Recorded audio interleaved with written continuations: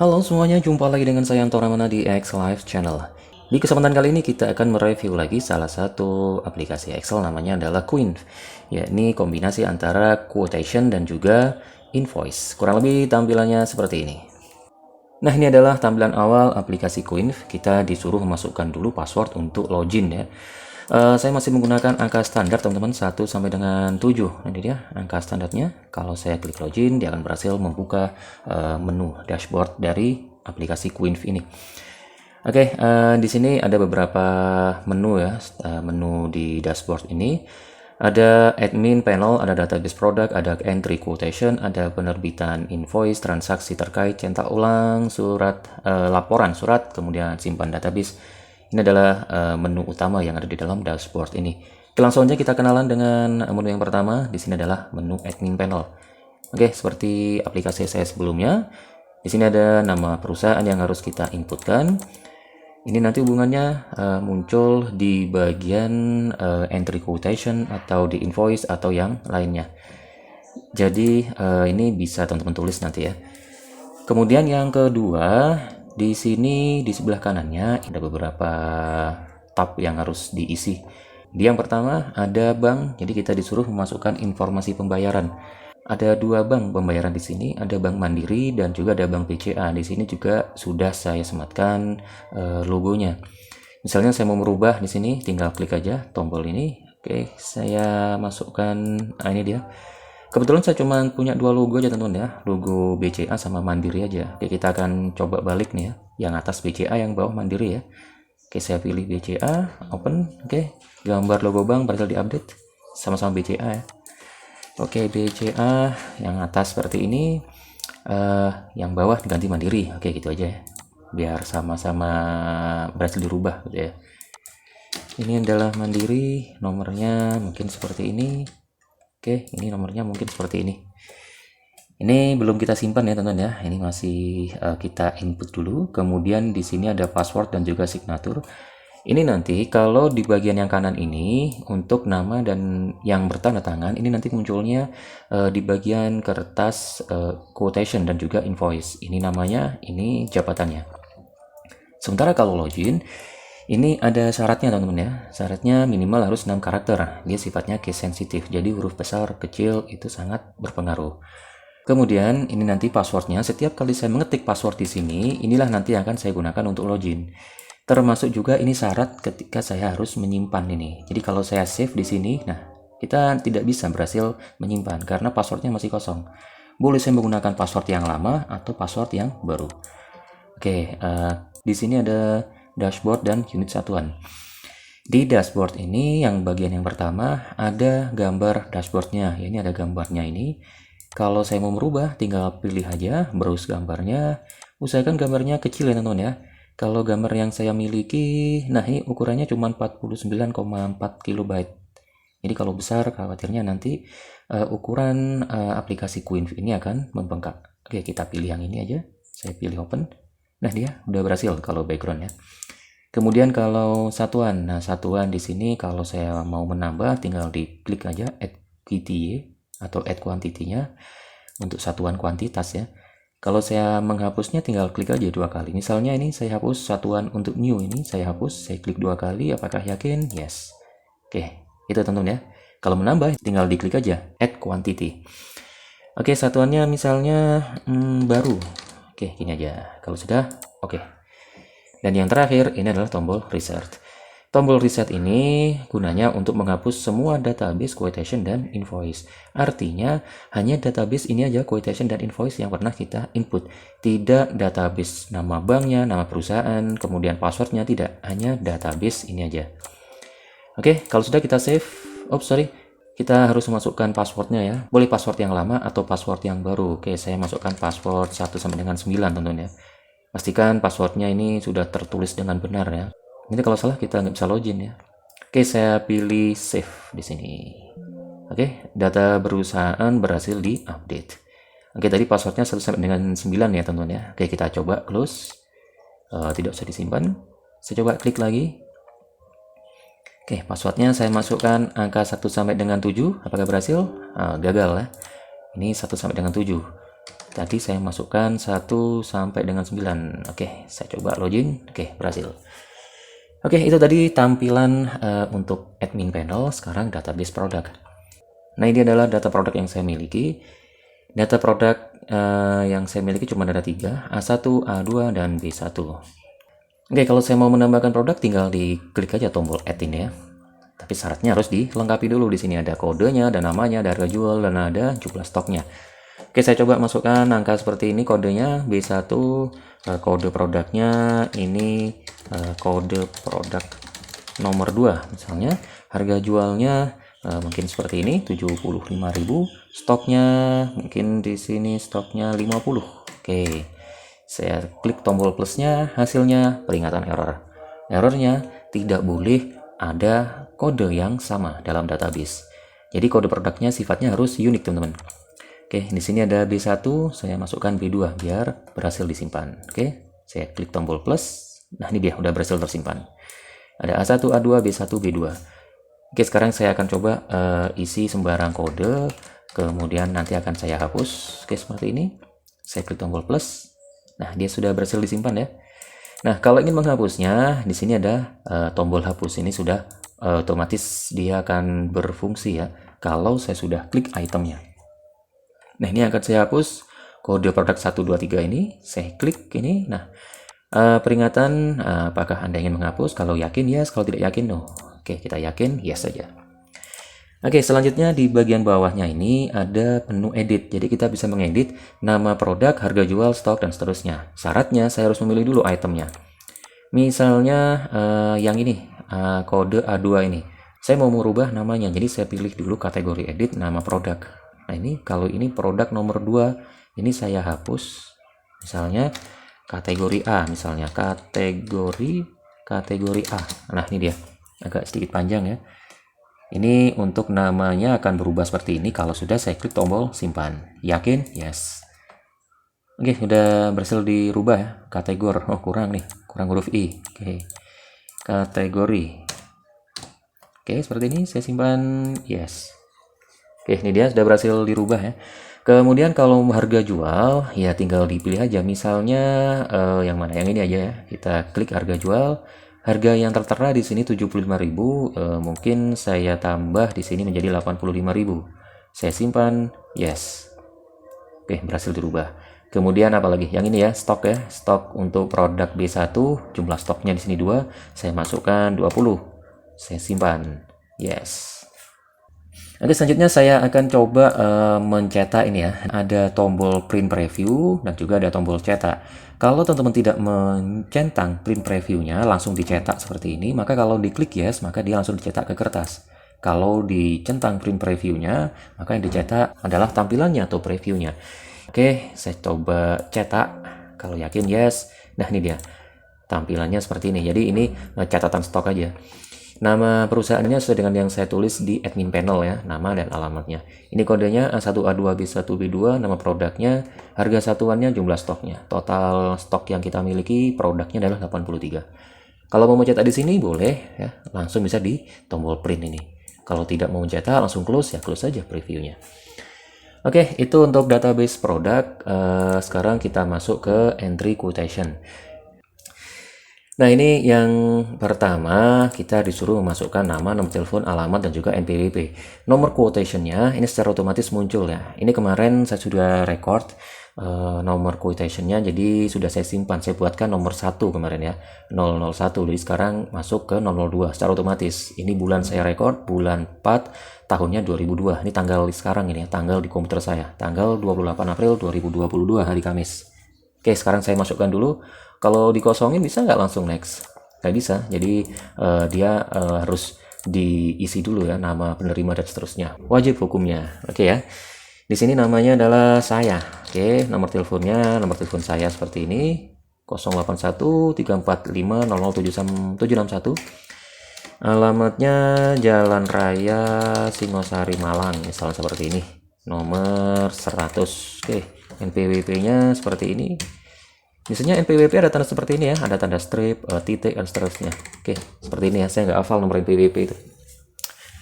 Oke, kalau sudah, tinggal klik next. Nah, secara otomatis akan masuk di bagian item.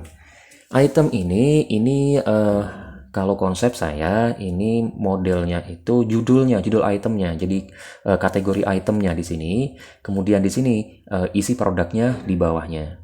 Oke, langsung aja kita coba ya, biar nggak bingung ya. Item pertama mungkin saya kasih nama dia seperti ini aja. Produk untuk kategori A misalnya, kategori A misalnya, kategori A misal seperti ini. Saya ngetik saya gimana ini ya. Kemudian saya klik tombol set item, maka dia langsung pindah ke sini ya. Kemudian di kategori A saya masukkan kodenya, tadi sudah membuat kode A1 ya. A1, nah ini dia secara otomatis muncul, ini produk pertama untuk description-nya dan price-nya sudah muncul ya.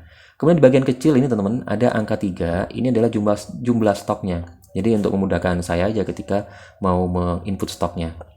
Nah, nanti juga kita bisa buang ini, termasuk angka ini, angka 1 ini. Oke, saya tekan enter, saya masukkan jumlah kuantitinya, misalnya jumlahnya 2. Oke, saya tekan enter lagi. Nah, di bagian sini saya disuruh masukkan satuannya. Saya tinggal tekan tombol naik turun seperti ini. Nah, atau tinggal diklik aja. Nah, ini dia satuannya, pieces, set, batang, dan juga baru. Ini tadi sudah muncul sesuai dengan yang kita masukkan di menu admin panel. Oke, saya pilih aja batang. Kalau sudah saya tekan plus di sini. Nah, ini dia.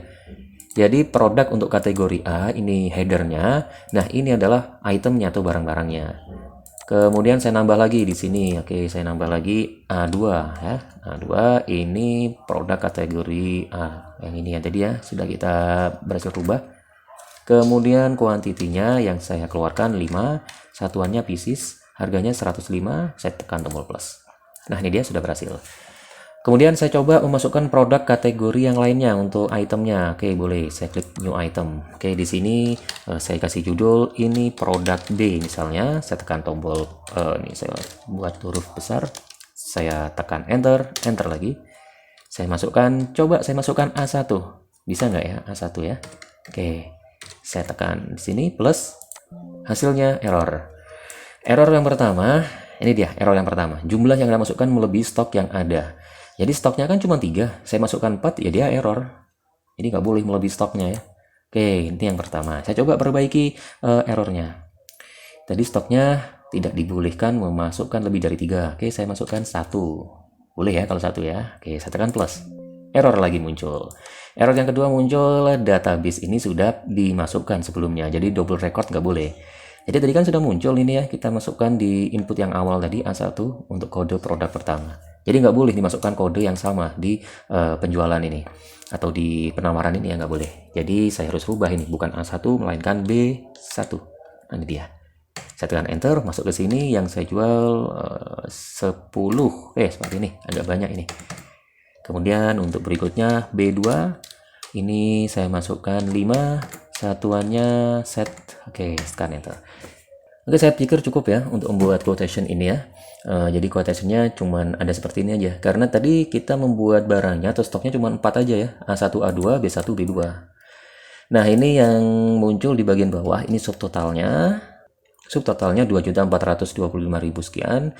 Jumlah itemnya 4. Itemnya ini yang dimaksud itemnya 1, 2, 3, 4. Kemudian piecesnya ini dia. 2 tambah 5 tambah 10 tambah 5. Hasilnya 22. Oke, kalau yakin mau menyimpan dan mencetak, tinggal diklik aja save and print. Kalau ini dari centang, print previewnya. Kalau saya tekan tombol yes, ya akan dicetak ke kertas ya.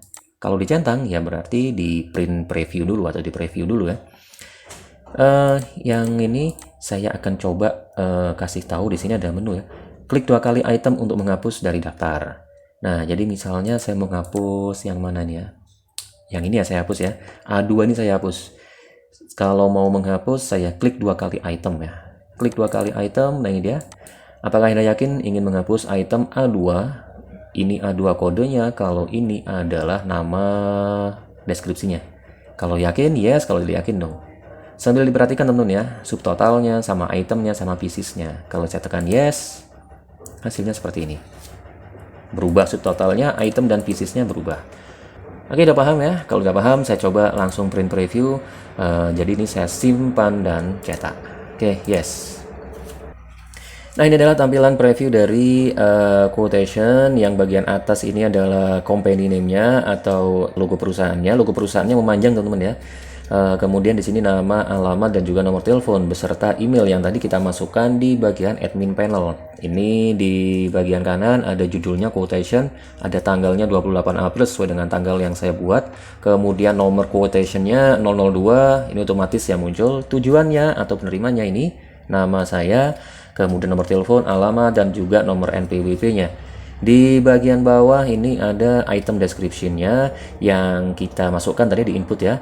Ini, yang nomor 1 ini adalah itemnya tadi, produk untuk kategori A, ini itemnya, dan seterusnya. Sesuai dengan yang saya input di menu input quotation tadi ya. Kemudian yang bagian paling bawah, yang ini catatan ini nanti kalau ingin dirubah kita rubah secara manual ya, nggak ada di dalam menu ini teman-teman ya. Jadi ini mungkin sesuai dengan request saja ini ya. Kemudian yang terakhir di bagian bawahnya ini ada nama Antora Ramana dan juga direktur utama. Ini sesuai dengan yang kita tuliskan di admin panel.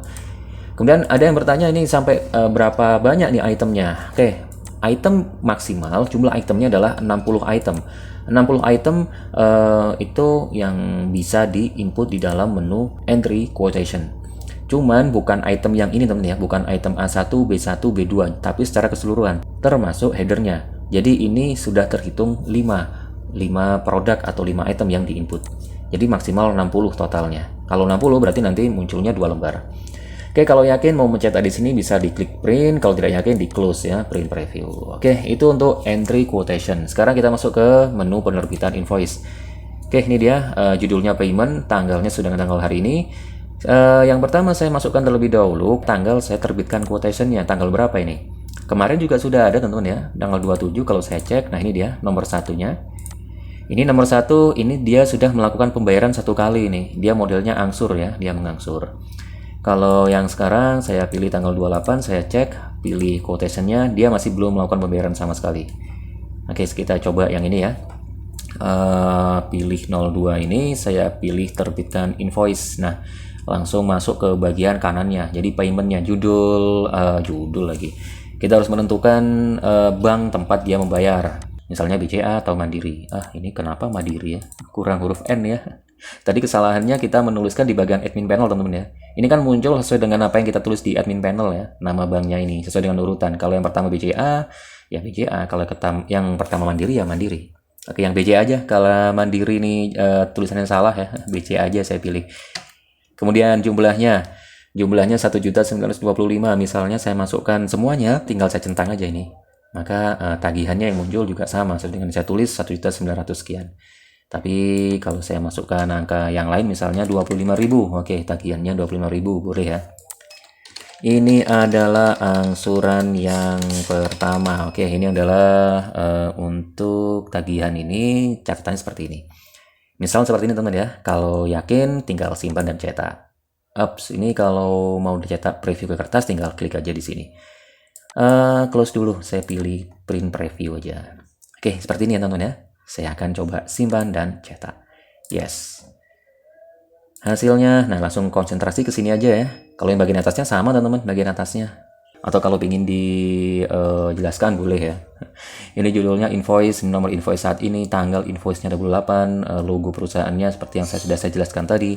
Tujuannya sesuai dengan yang saya tulis di quotation-nya, ini patokannya quotation-nya ya.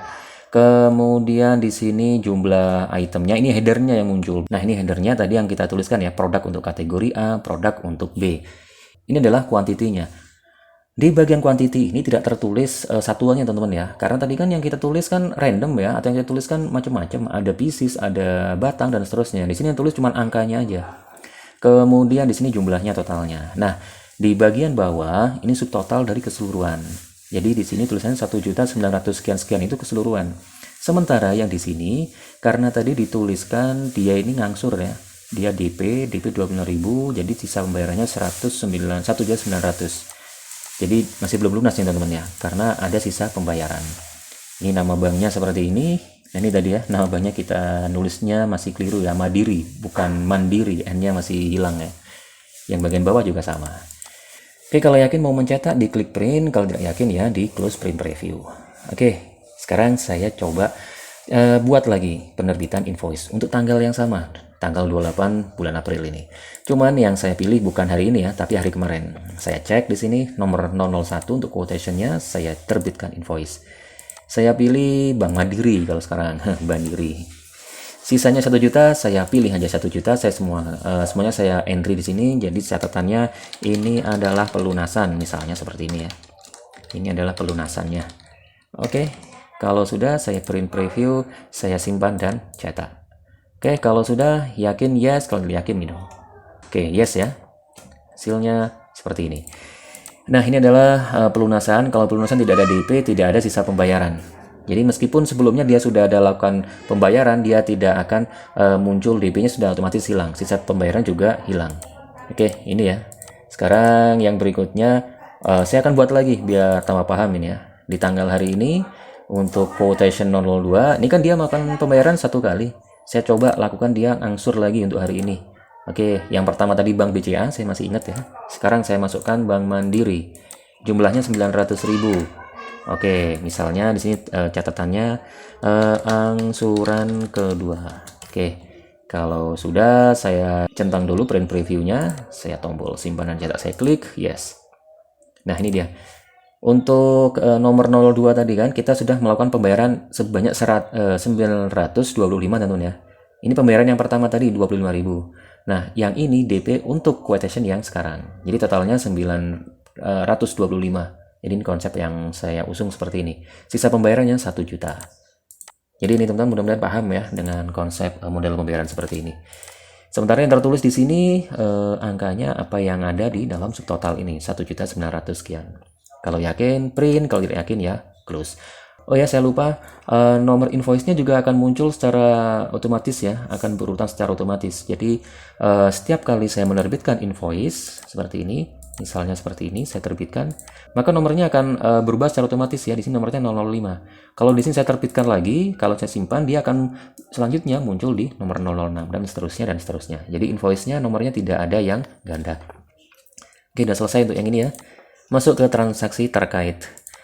Nah, kalau melihat apa saja atau metode apa saja yang dia gunakan membayar, saya coba pilih yang ini ya, tanggalnya ya, tanggal penerbitan quotation-nya, bukan tanggal terbit invoice-nya ya, tapi tanggal terbit quotation dulu. Yang pertama tanggal 27, jadi kemarin ini saya buat tanggal 27, saya cek, nah quotation-nya ada 1 ini, 001. Kalau saya mau melihat di sebelah kanan, total tagihannya 0. Status pembayarnya dia 2 kali melakukan pembayaran ya. Jadi dia sudah lunas ini. Nah, kalau melihat detailnya, cek. Nah, ini dia. Yang pertama di nomor 1, nomor invoice-nya 01, dia membayar Rp160.025. Ini yang angsuran pertama. Jadi total keseluruhannya dia adalah Rp1.160.000. Yang barusan, ini nomor 03, saya melakukan pembayaran ke Bank Mandiri, bukan Mandiri ya. Jumlahnya 1 juta, catatannya ini adalah pelunasan. Oke, kalau yang kedua tanggal 28 hari ini saya coba cek. Nah, ini dia. Nama saya, kemudian nomor telepon, ini informasinya, status pembayarannya dia masih ada tagihan ya 1 juta ya. Nomor invoice-nya yang kita keluarkan nomor 2 dan nomor 4. Ini tampilannya seperti ini. Jadi 925. Oke, kalau mau melihat, saya pilih print preview, cek detail. Nah, ini dia. Untuk nama saya ini. Kemudian apalagi ya? Ini kurang panjang ya, memang saya menyesuaikan dengan ukuran kertasnya. Ukuran kertasnya kan A4 ya teman-teman ya. Jadi catatan saja, kalau menulis remark atau catatan jangan terlalu panjang ini, kasihan ini nggak cukup ini ya. Oke, saya close.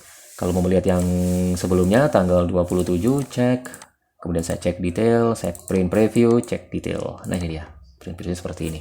Nah, ini adalah print previewnya. Oke, selanjutnya cetak ulang. Nah, kalau cetak ulang ya tinggal dipilih aja di sini ya. Saya mau mencetak apa nih? Quotation atau invoice? Kalau quotation saya pilih, saya tanggal terbit quotationnya tanggal 27. Dan ini saya gunakan andai kata sebelumnya kalau mau mencetak quotation misalnya ketika entry kemudian saya membuat quotation kemudian saya mencetak lampu padam misalnya. Jadi kan nggak bisa mencetak tuh. Nah, inilah fungsinya cetak ulang. Jadi mencetak data yang sudah pernah kita buat sebelumnya. Di quotation tanggalnya tanggal 27. Kalau ingin lihat tanggal 27 kemarin saya membuat apa saja. Ini dia namanya. Nama penerima, saya recall data. Totalnya 1.160.000. Oke, saya cetak ya. Ups, ini saya cetak tidak ada tampilan print previewnya ini. Oke deh, nanti akan saya kasih print preview. Kemudian kalau invoice ya sama, invoice ya. Kalau saya mau cetak invoice ya sama, saya pilih dulu invoice-nya. Invoice-nya sesuai dengan nama invoice yang diterbitkan ya. Tadi atau hari ini kita menerbitkan 3 kali invoice. Invoice nomor 2, nomor 3, nomor 4. Kemudian di sini nama penerimanya. Kalau ingin mencetak tinggal di recall data dulu. Di sini sisa pembayarannya. Kalau yang ini sama-sama namanya saya. Kalau saya recall data, ini sudah berubah ini. Berubah menjadi 1 juta. Jadi sesuai dengan data invoice yang terakhir saya buat. Kalau yakin ya dicetak. Oke, nanti akan saya perbaiki untuk tombol print previewnya dan menu cetaknya. Oke, yang terakhir adalah laporan ini. Kalau laporan sama ya, seperti yang sudah ada di video saya sebelumnya. Saya membuat laporan apa dulu, misalnya quotation, ya tinggal saya pilih bulannya, tahunnya, saya cek, ya saya lakukan dulu, mencentang print preview, hasilnya seperti ini. Oke, ini adalah quotation yang sudah saya buat di bulan ini, bulan April, tanggal 27, seperti ini, tanggal 28 seperti ini, total yang sudah saya buat quotation-nya seperti ini. Oke, kemudian kalau saya mau mencetak invoice-nya di bulan April yang ada, coba saya cek hasilnya, nah seperti ini.